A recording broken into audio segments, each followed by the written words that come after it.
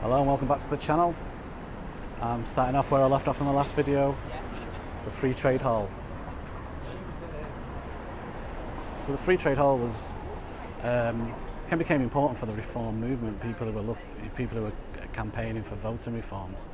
It also became a concert venue. The Sex Pistols played their first ever gig there back in the early 1970s. Everyone claims to have been there, although the reality is that it was a very small crowd there that day. But also political parties would have their party election conferences there, and in 1905 the Liberal Party were having their conference at the Free Trade Hall, including a certain Mr. Winston Churchill. And there was a movement in Manchester at that time that decided that would be a very good place to fire questions at politicians and also gain publicity for their movement at the time. So then in 1905, two women who were part of the Suffragette movement attended the Liberal Party's conference and proceeded to ask questions while a speaker was speaking, asking them, would the Liberal Party give the women the vote? Obviously they were ignored. They asked the question again, will the Liberal Party give women the vote? Again they were ignored. So then they decided that they were going to unfurl the banner of the women's right to vote. It was votes for women in the suffragette colours that was unfurled. It was at that point the authorities and the policemen that were attending in plain clothes that day decided to arrest them. So the ladies were arrested, probably thrown out just here. And they resisted arrest, it's fair to say. And one of the ladies, determined on getting arrested, was spitting in the face of the police officers. And they were arrested and thrown in a cell. The next day they were taken up before the courts where they were offered a fine, which they refused to pay, and they ended up spending, I think, about a week each in Strangeways prison. But that day had been a success because they knew spending time in prison, being arrested and thrown in prison would make the newspapers all over the country, and whether the newspapers were sympathetic or not didn't matter. What mattered was they'd got the message out that they were demanding the right to vote, and they wanted the more people who knew about that, the better. So one of the ladies there that day that was jailed was a lady called Emmeline Pankhurst. You probably know the name Pankhurst because it was her sister and her mother who formed the Women's Social Political Union, which later became known as the Suffragettes. I think the Suffragettes was originally a derogatory term, but I think it's fair to say that women owned it, and the Suffragettes became the term that they went by. And if you go back up to St. Peter's Square here, there is actually a statue dedicated to Emmeline Pankhurst, and we'll go up and see that now.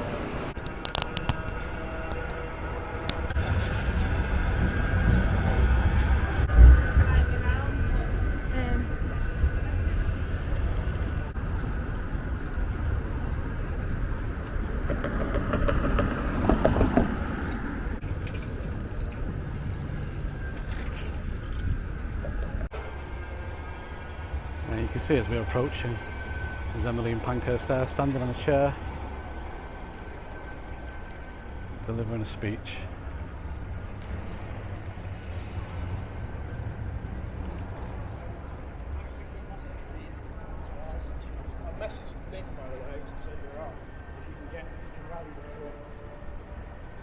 Yeah, Emmeline Pankhurst, 1858 to 1928. Yeah, so Emmeline Pankhurst was born in 1858 in Moss Side, which is only a couple of miles from here. And her family were reformists, activists. They probably knew people who had been at the Peterloo massacre. They'd probably attended meetings at the Free Trade Hall, and so she grew up with already a sense of justice. She later married, I think 1879, she married a man called Richard Pankhurst, who was a doctor, and he shared her views. He supported her in her activism. He also was an activist from a family of activists. So I think it's fair to say they were a well-matched couple. The statue that I've just shown you was installed in 2018, and that was the centenary anniversary of the first election that women got to vote in. It was a step forward, the 1918 election, but it still wasn't equal rights for women. It was just women over 30 who owned land or were married to somebody who owned land that got to vote. And obviously that wasn't enough really for Emmeline Pankhurst at the time. She was still in 1918, not 1989, sorry. In 1918 she was still campaigning for absolute equal rights for women voting and also in the law. And so sadly in 1898 Dr. Pankhurst died, leaving Emmeline and her two daughters on their own, and they, due to financial reasons, were forced to move house, and they moved to a house on Nelson Street. And it was at this house that the Women's Social and Political Union was formed, and you can visit that house today. Today it's the Pankhurst Centre, and we're going to catch a bus. It's a little bit outside the city centre, and we're going to catch a bus and go and see that today. So if you stay with me, I'll take you there. So if you come to Manchester and you want to see a little bit more of the city, maybe not just the city centre, I strongly recommend you download the B Network app. I bought a ticket today which will let me get on any metro, any bus within the city, which is there. If you have a look there, you'll see all the buses. You have the B Network on the side of them, and it's much better now that everything's under one roof, so to speak. So I bought a ticket today, which means I can just jump on I got the metro link into town today from my house, and I can jump on and off a bus or any tram all day long. So just a little tip, if you're going to come and visit Manchester, that's what you want to do. Got the B app, I paid the day app. Alright, yeah, cheers.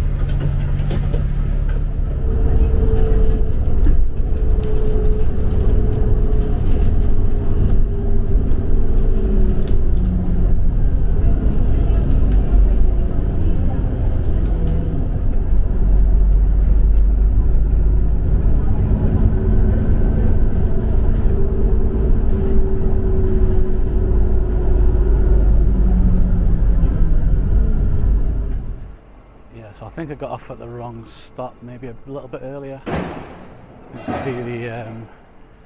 see the hospital up here. Probably should have done some a bit more research and come here ahead of time, but I've never been here before. It was just when I decided to do a video telling you about Emmeline Pankhurst and the Suffragettes and their links to Manchester. I started doing a little bit of research, and I thought, oh, the Pankhurst Centre, the house where it all started. That'd be a good place to film. So I've just got to find it now, so if you bear with me, we'll find it.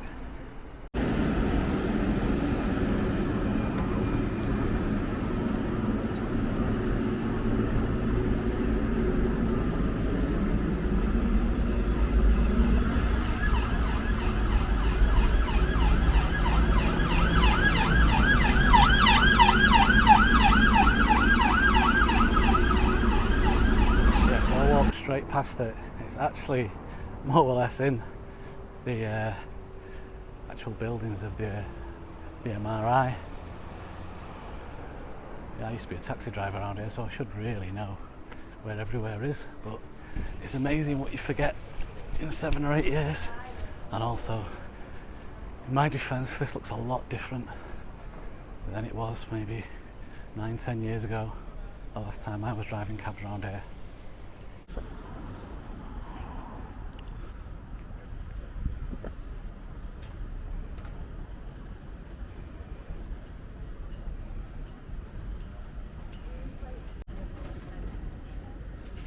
There you can say it's only open Thursdays and Sundays if you want to go inside. Obviously today's a Friday the 13th of May, so we won't be going inside today, but I can show you from the outside.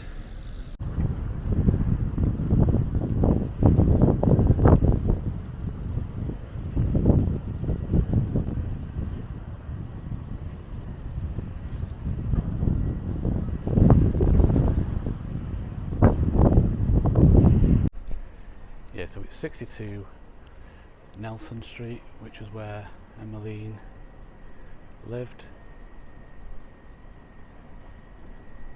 And while she was here, she worked as a registrar. So she was already an activist, Emmeline, back then. But I think being without a husband, having her and just the two girls in the family meant that their household didn't have representation. in Parliament. And I think she realised when she was registering his illegitimate children and death certificates and widows who were being left without a husband in the house, she realised that this was basically one of the big reasons why a lot of women were in poverty. They had no representation in Parliament, and in the same way 100 years earlier all the laws that were being passed in favour of the rich and the elites. The laws that were being passed around about the time when Emmeline moved here was certainly in favour of the men. So in the early stages of the women's social and political union, it was very much peaceful tactics.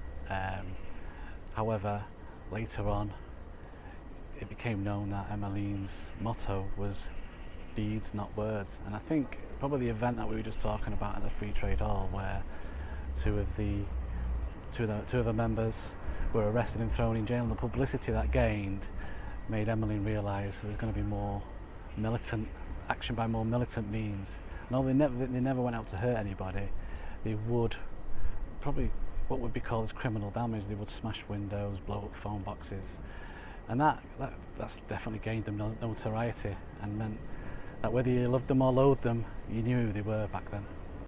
So over the coming years,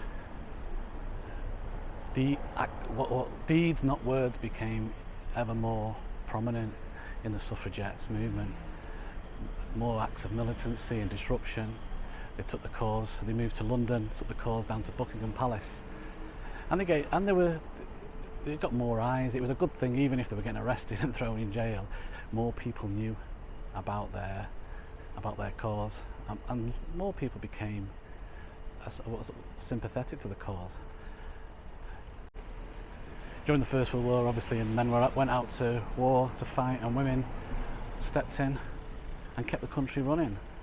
So that was really an argument they could use to say that women deserved equal rights to men.